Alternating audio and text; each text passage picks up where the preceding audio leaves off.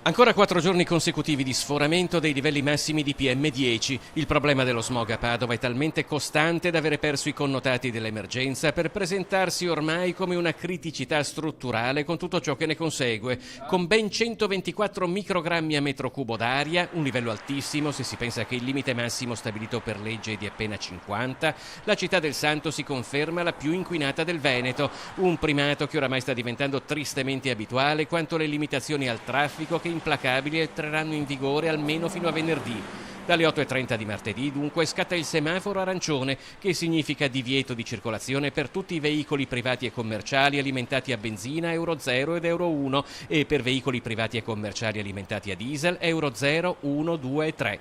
Un divieto che per i privati a diesel arriva fino all'Euro 4. Non potranno circolare nemmeno motoveicoli e ciclomotori a due tempi immatricolati prima del 1 gennaio 2000. Le previsioni meteo con venti deboli e senza precipitazioni, spiega ARPAV, non aiutano. Purtroppo il tempo non cambierà molto, infatti persisterà ancora l'alta pressione anche sulla nostra regione, quindi condizioni di tempo stabile con inversione termica ancora marcata che favorirà quindi il ristagno degli inquinanti nei bassi strati dell'atmosfera. Quanto durerà questa situazione?